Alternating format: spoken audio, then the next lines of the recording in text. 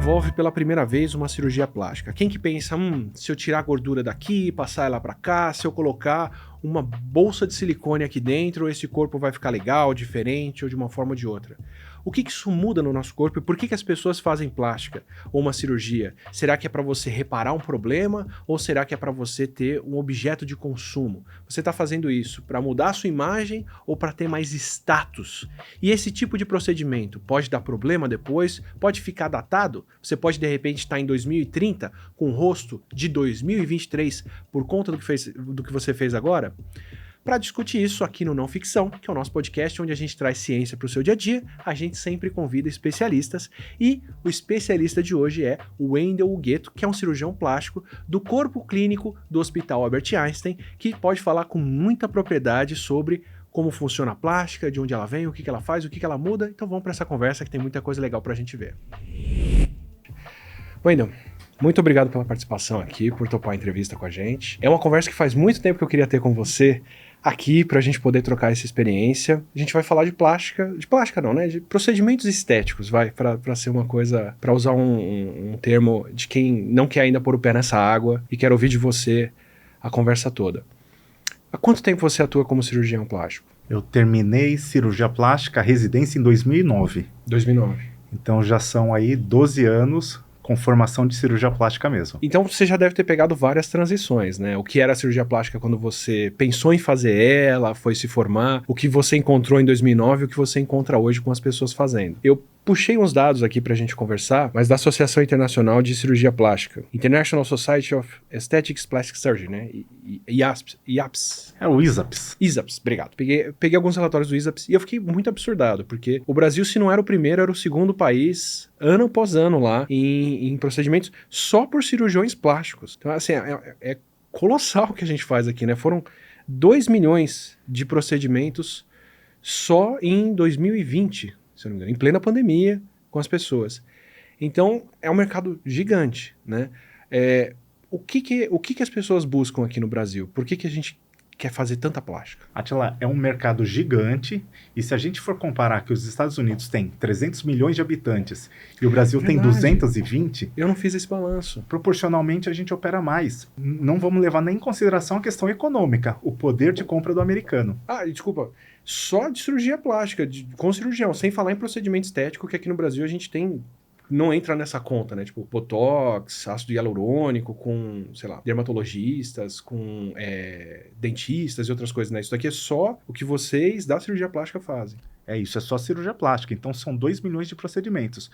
Ora os Estados Unidos estão na frente, ora o Brasil está na frente. Isso tem muito a ver com a concepção do povo brasileiro. A gente tem um litoral imenso e lindo, em que as pessoas adoram se expor à praia. Então a gente dá muita atenção ao corpo. E a brasileira, o brasileiro, né, tem um corpo escultural, elogiado por todos no mundo. Isso faz com que a gente queira sempre estar melhor, né? Então o Brasil tem essa concepção de cirurgia plástica. Alguns países da América do Sul também pensam muito nisso, como Venezuela e Colômbia, e o americano também. Quando a gente pega o europeu, ele já tem uma ideia de ser mais natural. Ele faz cirurgia plástica reparadora, faz muito bem isso, mas a estética não é o forte do europeu. Eu vi lá, padrão de mais cirurgia mais feita na Europa é mais rinoplastia, labioplastia, algumas coisas assim. Aqui nos Estados Unidos é silicone, ou melhor, procedimentos com as mamas, né? Não necessariamente só silicone, mas levantar e outras coisas. E aqui no Brasil é lipoescultura e lipoaspiração, né? O corpo é muito em voga, né? A exposição do corpo aqui é muito evidente. Prótese de silicone, mamoplastia e lipoaspiração é mais da metade dessas cirurgias, tá? E as mais feitas são prótese e depois lipo. Como a gente começa a fazer cirurgias plásticas, assim? Porque eu entendo guerra e coisa assim, a pessoa tá sangrando, você precisa suturar, parar uma hemorragia, né? Resolver um problema. Agora, cirurgia estética, ela tem essa mesma base? A cirurgia estética, ela surgiu depois da cirurgia reparadora,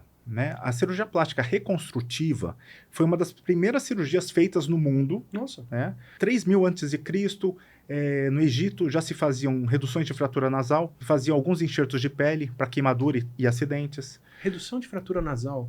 O egípcio, ele tinha o conhecimento da mumificação. Aham. E uma parte da mumificação era retirada do cérebro pelo nariz. Ah, Então ele tinha alguns instrumentos e, vamos supor, Nossa. construção de uma pirâmide nasal, teve um trauma do nariz, o nariz ficou torto. Então eles tinham esses equipamentos e colocavam o nariz no lugar. Então uma das cirurgias plásticas mais antigas tá escrito nos papiros e data 3.000 anos antes de Caramba. Cristo. Mas peraí, treinava na múmia, aprendia fazendo o processo de mumificação e depois, se alguém tinha um problema no nariz, reparava? Não necessariamente, né? A história da medicina é cheia de acertos e erros, muitos mais erros, e aqueles acertos que davam certo a gente levava para frente. Então, provavelmente aquilo foi uma tentativa de deixar o nariz reto, como eles tinham os instrumentos. E é interessante, nos templos egípcios tem hieróglifos de 3.000 anos antes de Cristo com os equipamentos cirúrgicos, e muitos desses equipamentos, como cureta, a gente usa até hoje, afastador. Você tá brincando. Mesmo. Tem fotos, né? E eu tive o prazer de conhecer, são os mesmos equipamentos até hoje, alguns, né? E você falou da história da cirurgia plástica, tem um caso interessante, depois a gente pode voltar, mas a primeira lipoaspiração foi feita por um francês, ele era ginecologista, e ele não gostava do culote da namorada. Então ele pegou uma cureta de aspiração de colo do útero, introduziu na pele e começou a aspirar a gordura. E foi daí que surgiu a lipoaspiração, procedimento mais feito no mundo. Um ginecologista... Literalmente alguém falou o que acontece se a gente puxar a gordura por aqui. Então, mesmo uma nova técnica, da onde que surge uma nova técnica? Tem o jeito convencional de fazer, e aquele cirurgião tem uma certa experiência, e ele vai modificando o que dava certo. Óbvio que ele vai ter um tempo de aprendizado, uma curva de aprendizado, e isso vai ter resultados piores, mas quando ele chega no resultado ótimo, é uma nova técnica criada. Você já desenvolveu alguma técnica assim? No meu consultório, eu tenho bastante paciente masculino e eu opero muito paciente com ginecomastia. Então, 50% do meu público é ginecomastia. E o que é a ginecomastia? Ginecomastia é o aumento da glândula mamária no homem. Certo. Então, todos nós temos glândula mamária, homens e mulheres, só porque, por causa de uma alteração hormonal, pode desenvolver essa mama no homem. É super comum. 30% dos homens têm isso. Nossa. Mas como tudo em cirurgia estética, a gente vai operar quem se incomoda do problema. E aí nisso a técnica convencional é fazer um corte pela areola, um corte grande, né, embaixo do bico, e outro corte pela lateral. Poxa, pelo know-how e tantos pacientes, eu falei assim, vou modificar, vamos tirar uma das incisões. E hoje eu faço com uma incisão de 1 centímetro na lateral e não preciso da incisão da areola. Eu pensei na estética, mas depois que eu fui analisar a casuística, e hoje tem muitos casos operados, eu reduzi muito a complicação, como necrose de areola, porque eu desvascularizava, então tinha um risco dessa areola morrer. Hoje não morre mais. Antes, para a areola não morrer, eu tinha que deixar um tanto, assim, 1 centímetro de glândula embaixo. Agora eu posso deixar 3 milímetros. Então eu pensei em uma coisa, e na verdade, o resultado final foi outro. As duas etapas, a reparadora e a estética, com evolução. Então, especialização, prática, experiência, e aí você vai criando uma noção melhor de o que pode ser feito de forma diferente ali. Nada como a prática, né? A prática leva à perfeição. Uma coisa que me marcou muito, ainda me marca com pós-pandemia e tudo, é o quanto as pessoas falam, a vacina não é segura, coisa assim. Elas não têm noção do quão complicado é desenvolver uma técnica nova, alguma coisa, e ter uma faixa de segurança de milhões de pessoas passando por aquilo, para alguns casos de complicação, né? A vacina é o exemplo. Os benefícios mundiais, e não só na vacina do Covid, mas de todas. Isso mudou a história da humanidade, né? Aproveitando que você falou da história, a cirurgia plástica moderna hoje, ela é derivada do que você falou do Egito ou de outras coisas que foram feitas depois? Naquela época a gente não vivia num mundo globalizado. Então, uma civilização não sabia o que a outra estava desenvolvendo. Então, nós tivemos desenvolvimento de tecnologias diferentes, né? E era muito rudimentar. Né? Uma coisa que mudou muito a cirurgia e a medicina é a anestesia. Antigamente a gente não conseguia fazer uma cirurgia é verdade. se não tinha anestesia. As primeiras cirurgias também eram amputação da perna, por exemplo, por uma gangrena, por um acidente. Quer dizer, já está pior, então o sofrimento já está embarcado. Como que eu vou fazer para anestesiar esse paciente se não tinha? Embriagava o paciente. Álcool, deixava ele como alcoólico, e o cirurgião naquela época, 1500, 1600, 1700, tinha que ser muito rápido. Você tá brincando. Então, ele tinha que fazer uma amputação em 30 segundos, porque senão o paciente ele morria literalmente da dor e dos mediadores inflamatórios que o organismo liberava pela dor. Então embriagava e fazia uma amputação rapidinho. Então... Caramba! E aí pensando na cirurgia plástica, a cirurgia plástica começou a se desenvolver ao longo do tempo, mas o boom mesmo foi a Primeira e a Segunda Guerra Mundial. Porque aí nós tivemos muitos acidentados. Foi um boom de trauma, né? Um boom de trauma e boom com bombas, né? Com armas mais violentas. E com uma medicina já melhorando, em que esses pacientes não morriam, e eles ficavam sequelados. E aí, na Inglaterra, tem um senhor chamado Gillis, ele começou a fazer muitos experimentos. Algumas coisas davam certo, outras não, mas ele virou o papa da cirurgia plástica moderna, fazendo essas grandes reconstruções. Então começa com uma coisa reparadora mesmo, né? Pra você, a pessoa perdeu um nariz, perdeu uma orelha, estourou alguma coisa no rosto. Se eu não me engano, a neurociência avançou muito com a Primeira Guerra por causa das metralhadoras, porque começou a ter aquela incisão da bala, né, que entra e sai. Então você só destrói uma parte do cérebro e não tudo. E aí a parte que foi embora, você descobre o que ela fazia porque ela não faz mais, né? Que eu não fazia ideia desse outro avanço também da cirurgia plástica. A gente ainda vive esse momento do grosso da cirurgia ser reparadora, ou ela já entrou no consumo da sociedade, assim? O que as pessoas buscam mais hoje? Uma coisa que é um problema para elas e elas querem resolver esse problema, ou um desejo, uma ambição de ser diferente? Quando a gente vai fazer uma cirurgia reparadora, o paciente meio que não tem uma escolha. Sofreu um acidente, ele é obrigado a reconstruir essa estrutura danificada. Sempre que a gente vai mexer em cirurgia plástica, seja ela estética ou não, a gente precisa pensar forma e função. Certo. Né? Então, na reconstrução, eu tento reconstruir essa forma e essa função. Obviamente que uma reconstrução ela nunca vai ser tão boa quanto algo que nunca teve um problema. Agora, quando a gente chega na cirurgia estética, aí a coisa muda muito de figura, porque nós conseguimos melhorar e modificar. E hoje em dia, a gente começa a modificar conforme o paciente solicita e conforme o paciente pede. Então, você tinha feito uma pergunta sobre como alguém coloca uma prótese de silicone e da onde que vem essa prótese de silicone, né? Ela surgiu para uma reconstrução mamária. Teve um câncer de mama, retiramos a mama, fazemos uma reconstrução. E aí vem a imaginação do cirurgião e do paciente solicitando, olha, eu gostei tanto do lado reconstruído, poxa, e se a gente usar isso para fins estéticos? E aí, quando a gente pensa na estética, a gente não está englobando só poucas pessoas que precisam de uma reconstrução, mas a gente está englobando a humanidade inteira que tem um desejo de se sentir melhor, se sentir mais belo. E aí a hora que você coloca cinema, TV, redes sociais e os padrões estéticos aparecendo, você começa a gerar muito mais desejo e incômodo até nas pessoas, né, por querer aquilo. Olha, eu acho que a moda, ela influencia muito mais a cirurgia plástica do que qualquer outra coisa. Porque vamos pensar que as grandes marcas, né, são europeias, italianas e francesas, e elas são chiques. E a modelo que desfila tinha um padrão de beleza. Esse padrão de beleza ele está mudando, mas antes elas eram super magras, hoje são eutróficas, e agora, no século XXI, esse padrão tá geral, isso é importante. Eutróficas. Eutróficas, estão no peso. Tá. Então o IMC... O IMC é bom. e antes, década de 80, elas eram magérrimas, né? Porque as roupas não é que ficavam mais elegantes, mas eram feitas para elas desfilarem dessa maneira, então elas tinham que estar magérrimas. Só que isso era vendido para o mundo.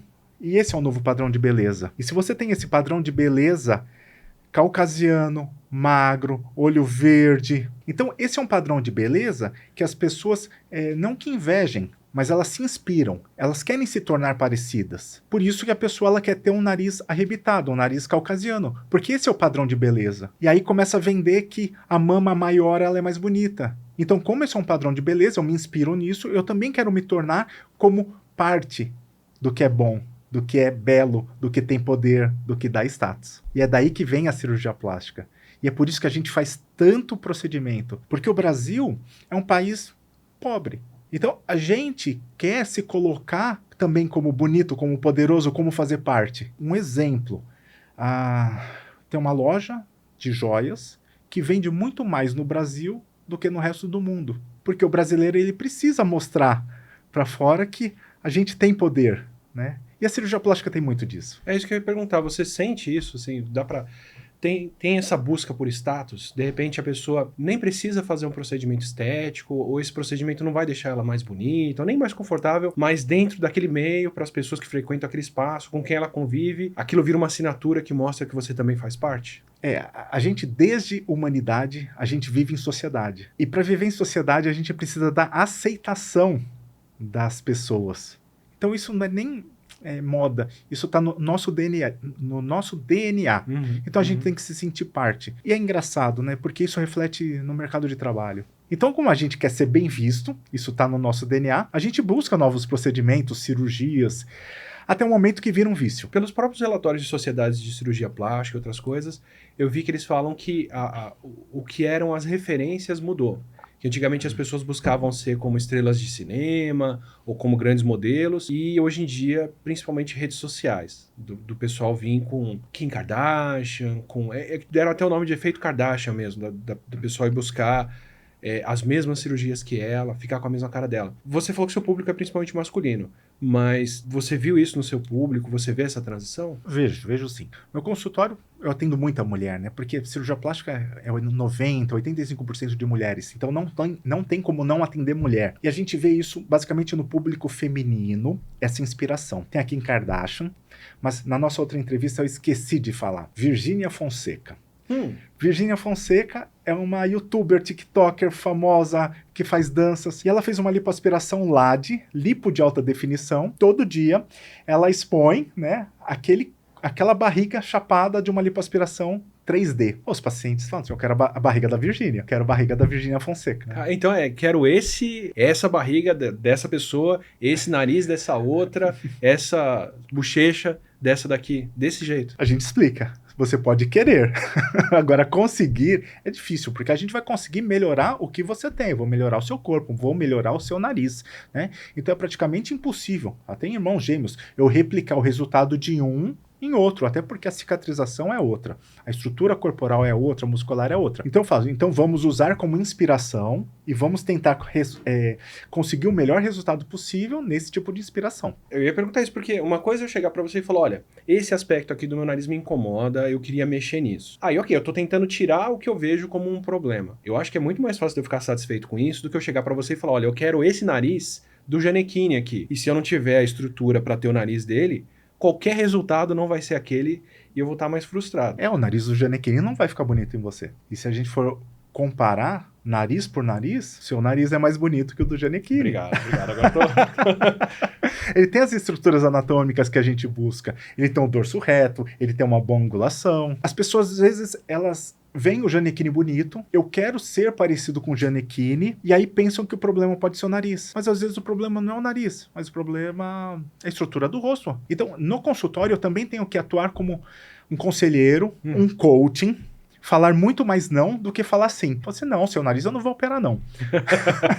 E tem paciente que fala assim, doutor, mas já estava tão preparado para fazer uma cirurgia plástica, vamos fazer alguma outra coisa? Pior ainda, não. Porque a gente vai fazer um procedimento que a pessoa nem deseja, né? Então, às vezes a gente fala não. Vou entrar nesse ponto agora. Eu tava salvando o vídeo pra gente entrar nessa conversa. Tem gente que tá buscando com você alguma outra coisa que não a mudança estética. A pessoa, sei lá, tá tentando resolver um problema, alguma coisa, e ela tá projetando naquilo. E você sabe que se você fizer, ela pode até sair feliz com aquilo, mas não tá resolvendo, não vai resolver? Não vai resolver o problema. E a partir do momento que não resolve o problema, ela não vai estar feliz com ela mesma e ela não vai estar feliz com o meu resultado. E ela vai ter na cabeça dela que eu piorei. Já teve casos de pacientes que falaram assim, doutor, meu casamento tá acabando, eu sou apaixonada pelo meu marido, ele não me ama mais, eu vim aqui para ver o que a gente pode fazer. Então você me examina e você fala o que a gente pode fazer. Rosto, mama, nariz, orelha, o que você falar eu vou fazer. Não é nem atender uma expectativa da sociedade, não é nem atender uma expectativa da pessoa, que foi as duas etapas que a gente já passou, é imaginar o que é a expectativa de um terceiro para tentar satisfazer essa pessoa. Uma aceitação ou reconquistar outra pessoa.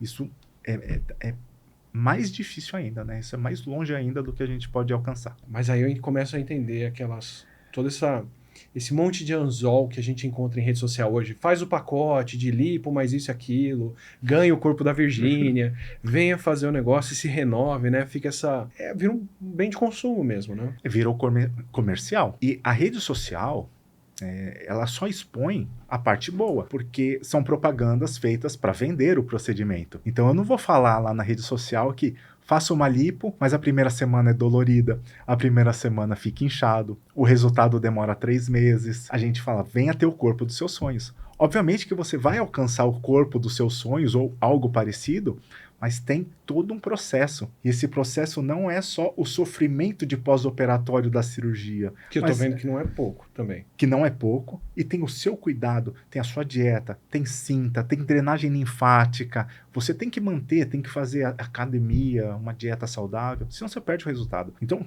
vou colocar na minha cabeça que eu vou fazer um procedimento, seja ele estético ou cirúrgico, tem todo um ônus que eu tenho que seguir. Senão o resultado não vai ficar bom. Eu tô fazendo essa paradinha aqui só para lembrar você de assinar o canal para poder receber os próximos episódios do Não Ficção e os próximos vídeos do canal. E se você já se inscreveu, pense em se tornar membro, ou mandar um valeu demais pra gente, que faz toda a diferença por aqui. Sobre consequências ou né, o que a gente não vê das cirurgias plásticas. É comum ter complicação, tem complicações que as pessoas não têm noção que acontecem, é interessante elas saberem. Todo procedimento vai ter seu risco intrínseco a procedimento cirúrgico, não só de cirurgia plástica. Agora, quando a gente começa a avaliar os riscos de uma cirurgia plástica, pelo fato da gente não estar mexendo em órgãos vitais, a gente não mexe em coração, pulmão, rim, fígado, são cirurgias superficiais. Então, os riscos de uma cirurgia plástica são sempre muito baixos.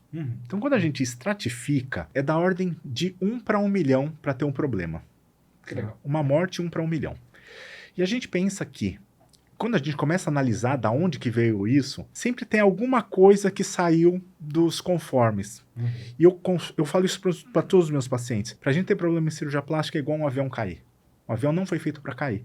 O avião cai com uma sequência de errinhos. O piloto não estava no bom dia, o copiloto não estava na cabine, não tinha combustível, a torre negligenciou. Então acontece isso muito em cirurgia plástica, uma sequência de erros. Então o paciente não estava no hospital adequado, no cirurgião talvez não tivesse a capacidade técnica, estava sem anestesia na sala, aí sim tem problema. Então quando a gente faz tudo muito em ambiente controlado, bem feito, a gente reduz esse risco de 1 para 1 milhão para 1 para 2 milhões. Então quando a gente faz em alto nível, isso reduz riscos graves. Isso está misturando o risco baixíssimo de quem está no ambiente adequado com o risco bem mais alto de quem está num consultório avulso, sem equipe técnica, sem as coisas que podiam estar fazendo. Ah, com certeza. Se eu fizer uma lipoaspiração de 4 litros num hospital grande, no hospital médio ou na minha clínica, a chance de eu ter problema na clínica é muito maior, né? E a gente acaba colocando a vida do paciente em risco. Isso são complicações graves. E aí depois a gente vai ter aquelas intercorrências pequenas que pode acontecer sempre. Então, fiz uma cirurgia de mama, no dia seguinte sangrou. Isso chama hematoma. Poxa, a taxa às vezes é 10%. Então, a cada 10 que a gente opera, vai ter um hematoma. Então, isso não é uma complicação, mas é uma intercorrência inerente do procedimento. E outras cirurgias também têm. Então, quando a gente vai fazer um procedimento, a gente deixa isso muito claro para o paciente, que nem tudo são flores, que você, além de ter que passar por um processo, uma escolha, um pós-operatório, existem riscos de algumas coisas não saírem como a gente tinha imaginado. Uma cicatriz não ficar bonita, fazer um queloide, por exemplo, que é uma cicatriz feia, alguns pontos abrirem.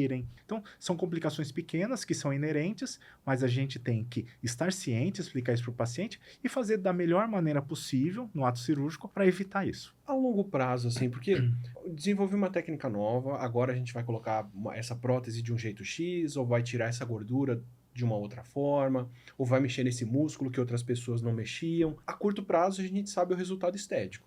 Mas e daria 5, 10, 15 anos? Como que envelhece uma cirurgia plástica? Olha, tem uma frase de um ex-presidente da Sociedade Brasileira de Cirurgia Plástica que ele falava assim, ó, tem o efeito pós-congresso. Então tinha os congressos americanos que todo cirurgião plástico ia para os Estados Unidos e aprendia na tela um monte de técnica nova. Certo. E aí chegava no Brasil ávido para fazer. Ah, vou mexer. Aí essa fase de pós-congresso vinha um monte de complicaçãozinha. Então, tudo tem uma curva de aprendizado. Então, você não coloca essa técnica em prática de uma hora para outra. Começa devagarinho, vai sentindo. O que acontece fora do país não acontece aqui. O que acontece na mão de um cirurgião não vai acontecer na mão do outro. Então, por isso que eu sou muito conservador. Eu espero uma técnica estar em vigor há mais de 2 anos para começar a fazer. Ou seja, já deu certo com todo mundo, com os outros cirurgiões, eu começo a fazer. Porque o que eu estou fazendo tá indo bem. Eu quero melhorar. Eu não posso piorar, né? Uhum. Pensando agora no senso estético, eu vou apelar para o seu lado que te trouxe para a cirurgia plástica. As pessoas não vão envelhecer de uma forma diferente depois de fazer uma cirurgia plástica? Ou o que ela fez hoje ficou bonito, vai ficar bonito num rosto de alguém com outra idade, ou com outro peso, ou que passou por outras coisas, conforme a história de vida se acumula? Essa é uma pergunta muito boa, Atila. Essa era uma preocupação que nós, cirurgiões plásticos tínhamos. O que acontece é que a maioria desses procedimentos das cirurgias básicas já são feitas há mais de 50 anos. Uhum. Então a gente já sabe um pouco como vai ser a evolução. A gente tem paciente operado há mais de 50 anos e a gente sabe como se comporta hoje. Deformidades a gente conseguiu reparar e evitar. O que acontece que a gente tem que levar em consideração é, às vezes, a injeção de um novo produto.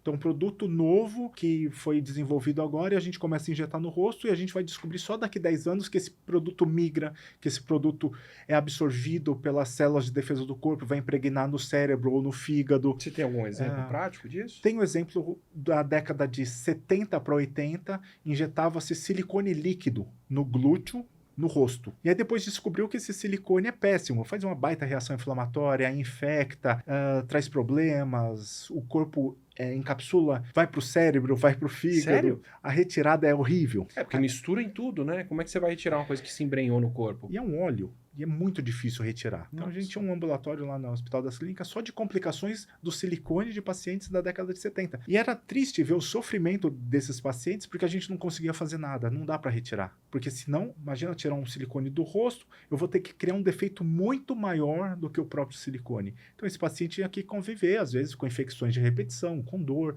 né? Passou a década dos anos 2000. Polimetilmetacrilato, PMMA, hidrogel, caso André Surak. Eu já ouvi esses termos. Então, era uma substância que veio para substituir o silicone líquido e eram, teoricamente, substâncias mais seguras.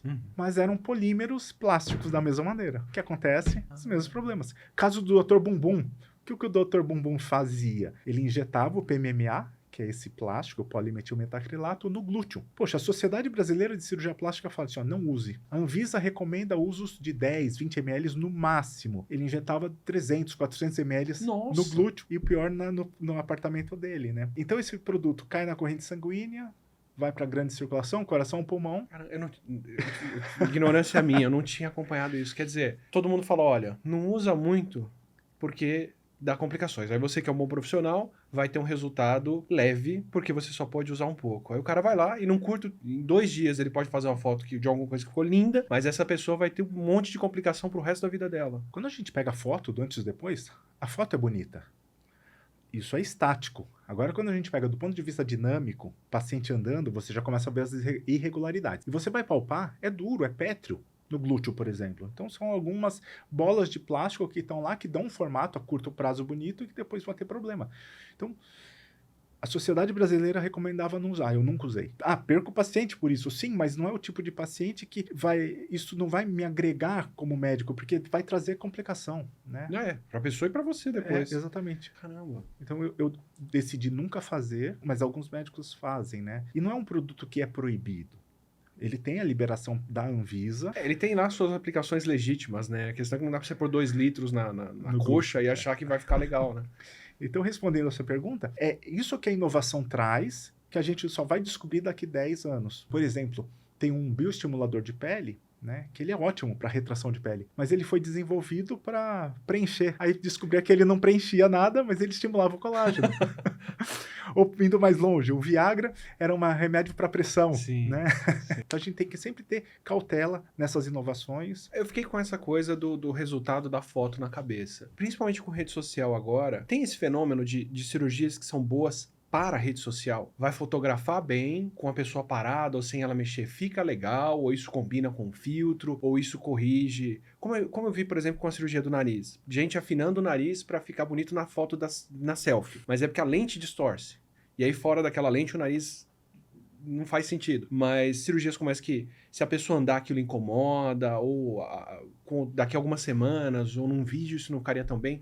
tem essa tendência de gente, por exemplo, chegar pedindo um procedimento para você que você sabe que na vida real aquilo não vai ficar bom? Própria cirurgia de nariz, né? Porque hoje a gente tem à nossa disposição um dispositivo, que é o nosso celular, que a gente consegue mudar tudo. Quando começar nos filtros, a gente tinha uma discussão que a gente imaginava que os procedimentos que o filtro mudava, por exemplo, o rosto, levantar o canto do olho, a boca, iam diminuir absurdamente no consultório, porque a pessoa não precisaria mais fazer. E a gente descobriu exatamente o contrário. Teve um aumento de 40% nas cirurgias de nariz e mais de 50% desses procedimentos estéticos. O paciente, a pessoa se vê no filtro, se viu mais bonita ou mais bonito. Eu gostaria de mudar. Então eu quero mudar. Eu não quero estar bonito só na foto. Eu quero estar bonito na vida real. Eu quero estar igual o filtro na vida real. Bonito no caso, igual o filtro. Eu quero estar igual o filtro, né? O belo igual o filtro. Então hoje, numa foto, as pessoas conseguem mexer o que elas quiserem. E aí a gente pode trazer isso para corpo. Porque vamos pegar a mesma pessoa com o mesmo peso, com a mesma roupa. A mesma pessoa. Ela tá numa pose, não aparecem as gordurinhas. Ela dobra um pouquinho, aparecem as gordurinhas. E aí o paciente chega e fala assim, Wendel, eu não gosto quando eu faço isso.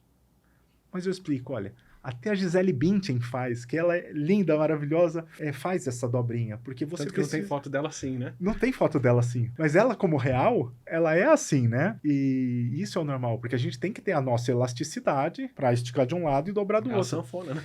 E aí o paciente, ele vem buscando a foto mesmo. É isso que a gente mal entrou na era dos filtros que mudam o corpo, né?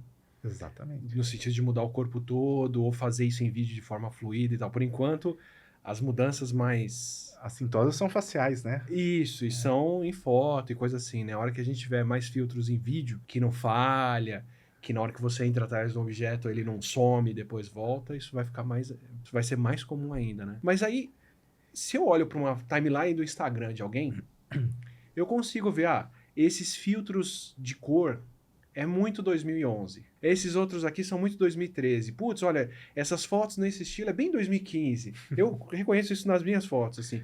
Fica datado quando eu estilizo alguma coisa pelo que estava na moda naquela época. Isso acontece com plástica e com procedimento estético? O rosto da pessoa fica datado, às vezes, ou o corpo, porque ela fez numa certa época? Com certeza. Com certeza. Porque os padrões estéticos mudam, né? A gente já falado da moda, que dita, a moda muda, e aí muda o padrão estético também. 10 anos atrás, moda de mamas grandes. A gente colocava silicones maiores. Hoje, uma moda mais natural. Então, os pacientes não querem parecer que tem a prótese ou querem retirar a mesma prótese. Então, mamas pequenas. Perfil de rosto, perfil de nariz, tudo muda. Eles vêm pedir. Então, hoje, está na moda aquela mandíbula quadrada. Homem e mulher pedem essa mandíbula quadrada. Eu acho que daqui a alguns anos isso vai mudar. Tem algumas coisas que você consegue me contar assim, tipo, isso aqui era mais comum nessa época, essa barriga ou esse peito, se eu vejo, é 2005 isso, com certeza. Essa safra 2012, sabe? Eu acho que o mais assintoso mesmo é tamanho da mama. Tamanho da mama é clássico. Mamas grandes são 10, 15 anos atrás. E tem escola estética? Se você falou, por exemplo, que a gente faz muito cirurgia por causa do litoral, por causa da praia. Se você vai na praia, como é que você lê os corpos assim? Essa pessoa fez aqui, essa pessoa fez essa outra, essa aqui é uma lipoescultura. Eu no meu momento civil, né, de lazer... Eu não fico analisando as pessoas, né? Os amigos até falam, eu nem gosto de falar com você, senão você vai olhar, tá precisando de botox, tá precisando disso, daquilo. Eu não sou daqueles que ficam analisando. Mas tem algumas coisas que chamam a atenção, né? Lipoaspiração, a gente sabe aquela barriga que fez. E aí, falando na data. Ok, tem a lipoaspiração da década de 70, tem a lipoaspiração da década de 80, tem, porque foi melhorando, a gente foi deixando de forma mais natural. Então, antigamente era muito artificial, uma abdominoplastia, que é a cirurgia de retirada de pele da barriga, e a lipoaspiração. Então, ficava muito artificial, com muita irregularidade, e agora a gente está buscando mais a naturalidade. Então, o que seria uma lipo que a pessoa fez em 90 e uma que ela fez em 2000 e uma de agora, assim? Que diferença tem? Puxa, a de 90... A da década de 90 a barriga vai estar reta, sem reparo anatômico nenhum. A gente não respeitava o reparo anatômico e deixava a gordura muito fina, só pele. Para os anos 2000, a gente já começou a fazer alguma coisa muito mais natural. E para agora, barriga de definição. Aí já desenho as reentrâncias musculares, que é a Lipo HD, que é a barriga da Virgínia que a gente falou. Então ela Lipo tem... HD. Lipo HD. HD porque ela vai ficar boa numa foto de alta high definição. Alta definição. Então, nessa cirurgia, a gente lipoaspira entre os ventres musculares, aumentando a definição muscular. Mas não é o músculo que aumenta, é a gordura que afundou. Então é uma cirurgia que é um pouco fake, porque você desenha os gominhos na barriga do paciente. Então você vai tirar mais gordura entre os gominhos para fazer o recorte. Gominhos, é. E aí eu posso fazer de baixa definição, média definição, alta definição. A definição é a definição do gomo. Do gomo. E eu já adianto, uma alta definição, ela é problemática e perigosa lá para o futuro. Porque tirei toda a gordura em volta do gominho. Quando eu engordar, o que está em volta não engorda, mas o gominho engorda. Então vai ficar estranho. Ou vamos pensar que essa moça vai ter filho e vai ter flacidez de pele. Então o gominho já cedeu um pouquinho. Aí ela fez uma abdominoplastia e a gente puxou essa pele. Eu puxei o gominho lá para baixo. Caramba! Então tudo isso tem que ser pensado. E nós somos imediatistas. E o jovem que consome muito a cirurgia plástica, dos 18 aos 25 anos, é muito imediatista e não está pensando que um dia o corpo vai mudar, que a gente vai envelhecer, que vai ser mãe, né, que vai ter essa flacidez. Então a gente tem que pensar, colocar isso na cabeça do nosso paciente. Ó. Caramba, o tempo vai passar. Vai ficar que nem o banheiro de uma casa que eu morei, que tem lajota de uma época, lajota de outra, e a coisa vai mudando e você vê aquele mosaico de alterações diferentes em épocas diferentes. E assim, pelo que você tá me dando, às vezes o resultado em si já é de curto prazo, né? Porque qualquer mudança fisiológica depois, você já não vai ser aquilo. Então deixa de ser uma coisa que, eu quero ficar bem por 5, 7, 10 anos, pra tipo, eu vou estar bem por 1 mês, 2 meses pra fazer esse trabalho, pra sair nessas fotos e depois a gente resolve. A gente consegue resultados duradouros desde que o paciente se cuide. Mas a gente está atuando com pele. E uma coisa inevitável é que com o tempo essa pele vai ficar mais frouxa, mais flácida, com menos colágeno. Então tudo vai tender a ceder de novo. Fiz uma cirurgia de mama, levantei a mama.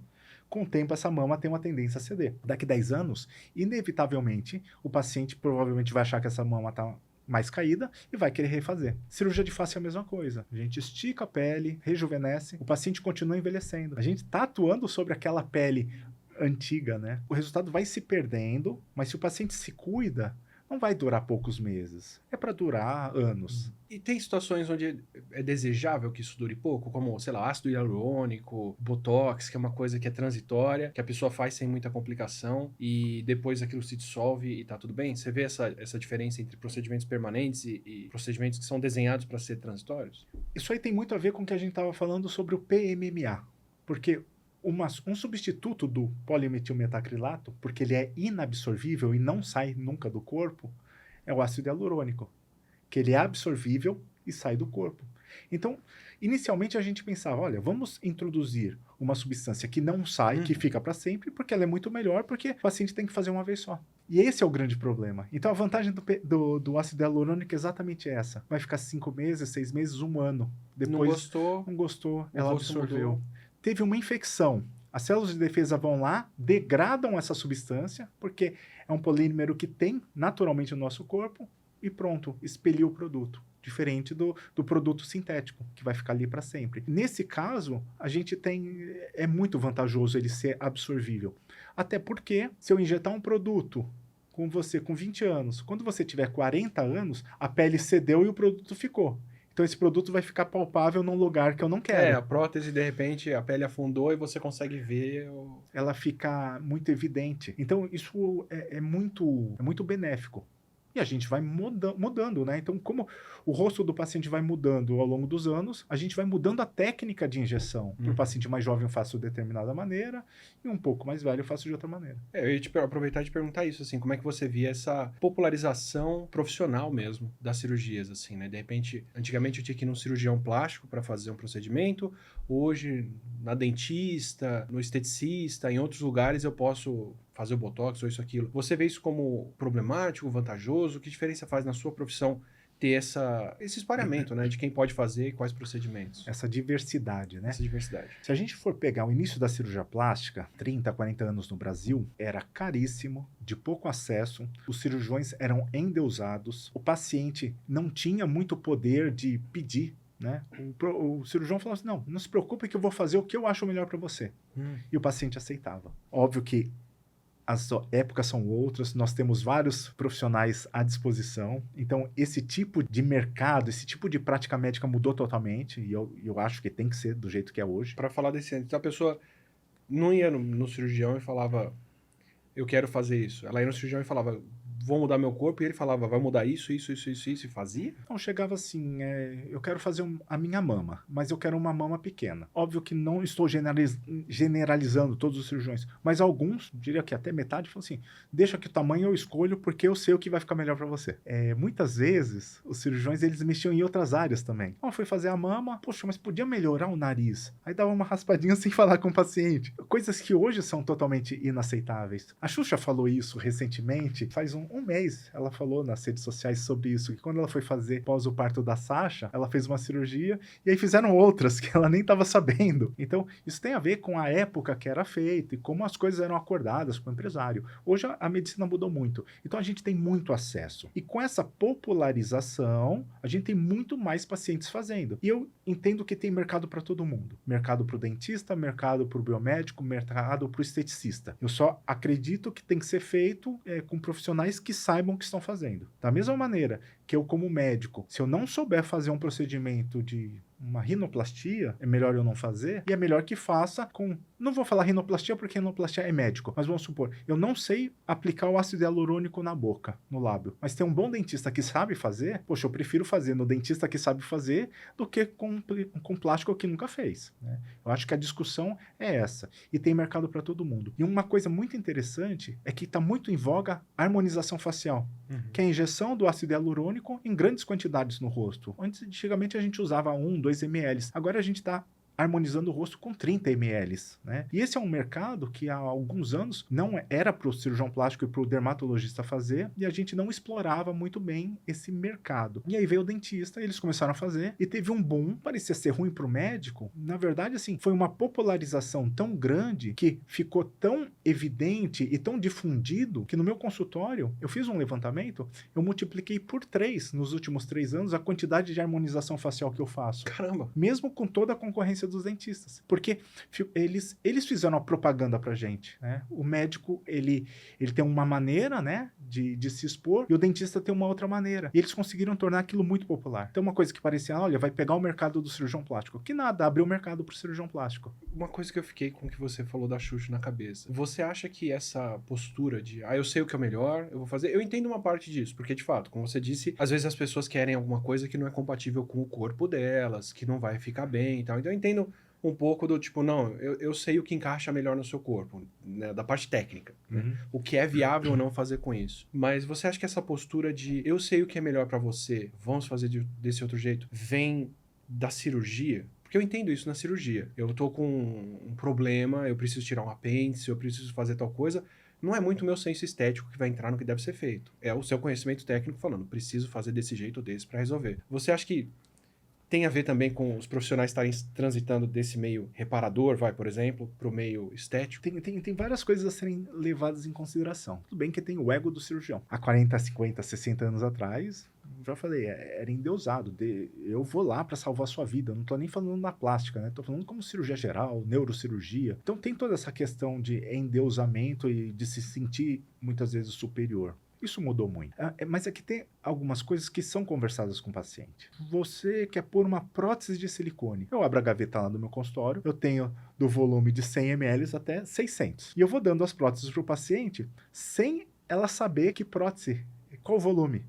E ela vai chegar no momento que ela gostou. Poxa, você gostou de 300. Eu vou falar assim, eu acho que 300 ml para você está muito bom, está compatível com a sua altura e estatura, e é possível fazer a cirurgia com esses 300. Eu vou para a cirurgia? Muito provavelmente eu vou usar 300 ou algo disso. É diferente do paciente chegar, e acontecia muito, doutor, eu quero mama pequena, eu não gosto de mama grande, coloca em torno de 150, testou 150 e a paciente saía com 500 ml. Era isso que acontecia muito. Hoje não acontece mais. Então é essa a questão. Eu não digo nem pela parte técnica, porque o paciente ele não tenta discutir com a gente essa questão técnica, mas ele tenta discutir como ele se sentiria melhor. E eu acho que isso que faltava, né, para os mais antigos. E hoje a gente tem entendido muito bem. Fazer o que o paciente quer e não o que eu acho que vai ficar melhor também. E eu sou um coaching, então eu tenho limite. Se eu achar que vai ficar muito ruim, eu tento convencer a não fazer ou eu não faço. Mas dentro daquele limite. Eu queria terminar a nossa conversa, então, que eu adorei até aqui, fazendo uma pergunta para alguém que se interessa, então. Alguém que tem algum incômodo com o corpo, ou que viu alguma coisa legal e falou... pense em fazer isso, ou pense em fazer aquilo, uma ginecomastia, ou uma rinoplastia, ou alguma coisa assim. O que você recomenda para as pessoas, como alguém que já conviveu com o pré e o pós-operatório, assim? O que você falaria para alguém que te buscou? Vai fundo, se compara, respira, pensa antes, faz isso logo que você vai curtir o seu corpo novo muito mais, ou dá um tempo. Para onde você leva essa pessoa? Eu levo para todas essas partes e o principal é qual a sua motivação. O que está te motivando a fazer essa cirurgia? Você de fato quer? Ou é um amigo, amiga que fez, alguém que está te forçando? Então, o importante é isso, porque é um procedimento que você vai sofrer nesse pós-operatório e as mudanças não tem mais volta. É muito mais difícil eu voltar ao seu corpo anterior. Então, você tem que ter certeza de que é realmente isso que você quer. Uma vez que você tem essa certeza, aí sim, busque um profissional qualificado, faça pesquisas, veja quem fez, né? Vê se é membro da Sociedade Brasileira de Cirurgia Plástica. E aí, depois de que você decidiu fazer esse processo, se comprometa com o processo, porque não é só fazer o procedimento, mas a parte do paciente ela é muito mais importante que do próprio médico, né? Então você vai ter que se cuidar bem no pós-operatório e fazer um esforço para manter esse resultado. E o que eu posso ver, o que é um sinal de um bom profissional? Que tipo de foto pré e pós, por exemplo? Que tipo de propaganda que a pessoa está fazendo de si? Não devia ir por esse lado? Ou, pô, legal, essa pessoa está sendo franca ou está falando uma coisa que é importante. Uma coisa muito interessante, a gente vai entrar na divulgação de pré e pós, por exemplo. É proibido. Eu, como médico, o Conselho Regional de Medicina me proíbe, do ponto de vista ético, postar fotos de antes e de depois. Sério? Sério. E a gente vê que tem muita gente fazendo. Sim. E isso é um chamariz para o paciente. Então o paciente tinha que entender exatamente o contrário disso. Esse médico, ele está sendo totalmente ético e ele vai fazer coisas éticas comigo durante a cirurgia eu dormindo? Se ele já está violando a ética aqui, postando um pré e pós... Esse é um ponto interessante a gente levar em consideração.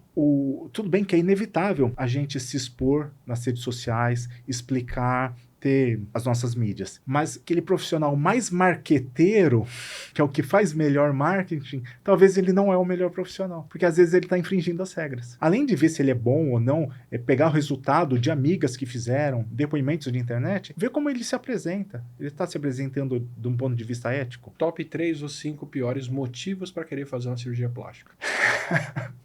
Nunca parei para pensar nisso. Os piores que você já recebeu, assim. A gente falou aqui, a motivação não ser da pessoa, então eu quero fazer para voltar a ter meu marido de volta, ou estou fazendo porque falaram que meu nariz é feio, eu não acho. Eu acho que são esses os principais motivos. Quando você não quer fazer e você faz pelos outros, vai dar errado. Vai dar errado, né? Você não vai nem tolerar o pós-operatório para depois curtir um bom resultado, né? Você não queria fazer, né? Wendel, muito obrigado. Adorei a conversa aqui. Acho que deu pra gente passar por umas coisas que não se conversa normalmente sobre cirurgias. Agradeço demais a sua presença. Poxa, Atila, eu queria agradecer imensamente. Você é um querido e não é à toa que você tem todo esse sucesso mesmo. E é sempre um prazer falar com você. Obrigadão. Obrigado.